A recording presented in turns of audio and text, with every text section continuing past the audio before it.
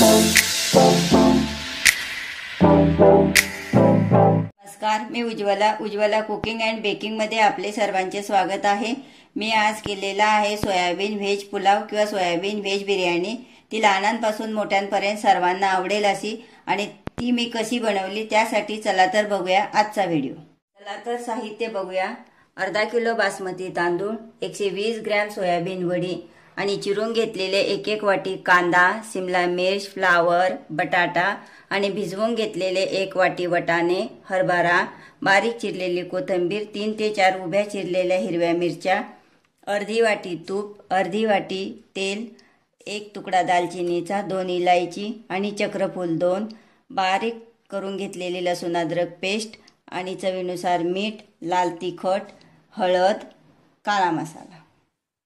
माझ्याकडे हे बासमती तांदूळ होते म्हणून ते घेतले। तुम्ही बासमती तांदूळाऐवजी कोलम किंवा कालीमुछ यासारखा मोकळा होणारा कोणताही तांदूळ घेऊ शकता। मी सोयाबीन वडी 120 ग्रॅम घेतली। तुम्ही त्यात थोडं प्रमाण वाढवू शकता किंवा कमी करू शकता तुमच्या आवडीनुसार। तसेच ह्या ज्या भाज्या आहे या माझ्याकडे एवढ्या होत्या म्हणून मी घेतल्या। तुमच्याकडे गाजर, मधुमक्का यासारख्या भाज्या असल्या तर त्याही तुम्ही घेऊ शकता। मी हे तांदूळ आता स्वच्छ धुवून आणि 20 मिनिटांसाठी भिजत घालून ठेवते। हे भिजेपर्यंत मी सोयाबीन वडी गरम पाण्यात उकळून घेते। मी हे तांदूळ स्वच्छ धुवून घेतले आणि ते तांदूळ पूर्ण बुडेल इतके त्यात पाणी टाकले। आता ते 20 ते 25 मिनिटं भिजू देऊया। गॅसवरती पाणी उकळत ठेवले होते, ते पाणी उकळले। त्यात आता थोडेसे मीठ टाकू आणि हे सोयाबीन वडी त्यात टाकून उकळून घेऊया।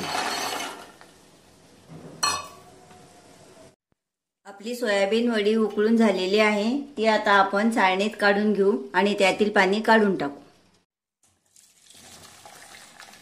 आपली सोयाबीन वडी छान अशी उकळून झाली। आता ती थंड होईपर्यंत आपण गॅसवरती कढई ठेवून त्यात ह्या सर्व भाज्या एक एक करून परतून घेऊया।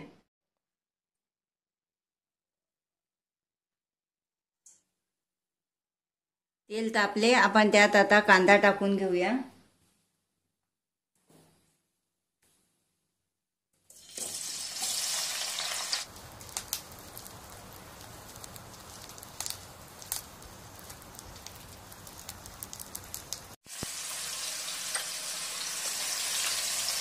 कांदा आणि हिरवी मिरची परतून झाले। आपण त्यात आता फ्लावर,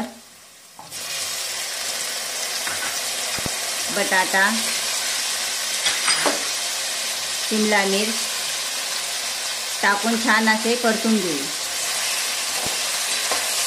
भाज्या आता परतत आलेल्या आहे। आपण त्यात आता हा हरभरा आणि हा वाटाणा टाकून पुन्हा परतून घेऊया छान। आता आपल्या ह्या भाज्या अर्ध्या परतून झालेल्या आहेत। आपण त्यात आता थोडेसे मीठ टाकू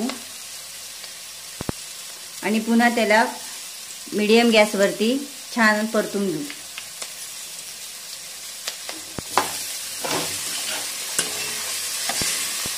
आपल्या भाज्या आता परतून झाल्या, पण आजपर्यंत शिजून घेण्यासाठी आपण त्यावरती झाकण ठेवून 5-1 मिनिटं एकदम कमी गॅसवर शिजून घेऊ। या सोयाबीन वड्या आता थंड झाल्या। आपण त्यात काही पाणी असेल तर ते पिळून घेऊया।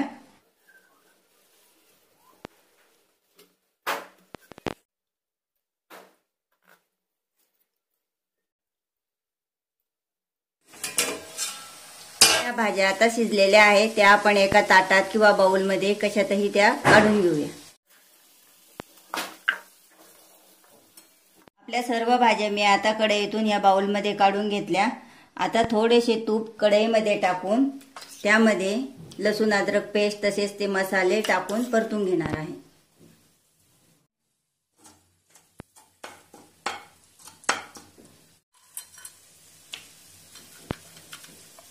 आपले सर्व मसाले आपण आता तुपात परतून घेऊ।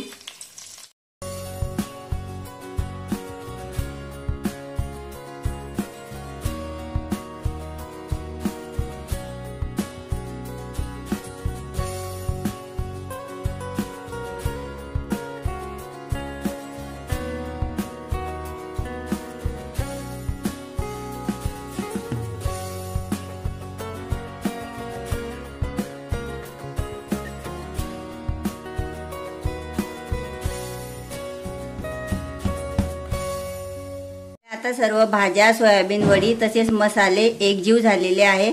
आपण आता ही कढई बाजूला ठेवून देऊया आणि तांदूळ शिजण्यासाठी पाणी उकळायला ठेवू. मी अर्धा किलो तांदूळासाठी जवळपास 1.5 लिटर पाणी उकळायला ठेवले. त्या पाण्याला आता उकळ आली. त्यात आता थोडेसे तूप टाकून तसेच थोडेसे मीठ टाकून घेऊया आणि तांदूळातील सर्व पाणी काढून ते तांदूळ त्यात उकळण्यासाठी ठेवून घेऊया.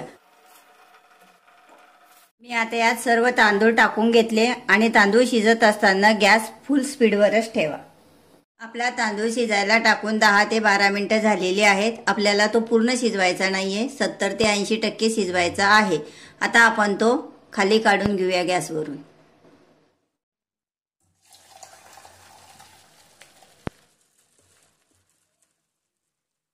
आता या कुकरच्या तळाशी थोडेसे तूप टाकून घेऊ आणि त्यावरती एक थर भाजीचा, एक थर भाताचा असा देऊन घेऊ.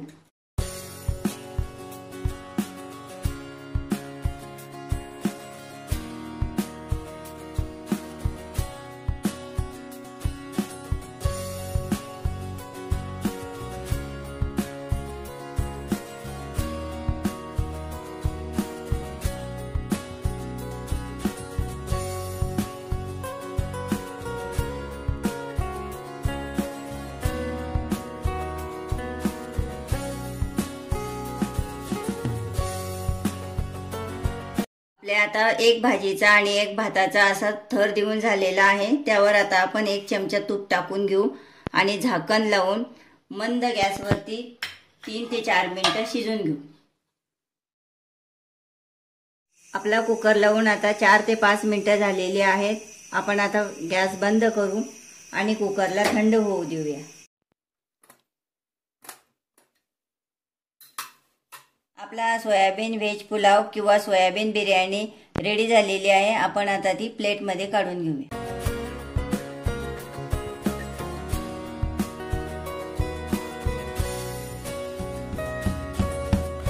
आपला हा सोयाबीन व्हेज पुलाव किंवा सोयाबीन व्हेज बिर्याणी तयार झालेली आहे. तुम्ही घरी नक्की ट्राय करून बघा. माझा व्हिडिओ आवडल्यास लाईक करा, शेअर करा, कॉमेंट करा आणि उज्ज्वला कुकिंग अँड बेकिंग हे चॅनल सबस्क्राईब करायला विसरू नका. धन्यवाद.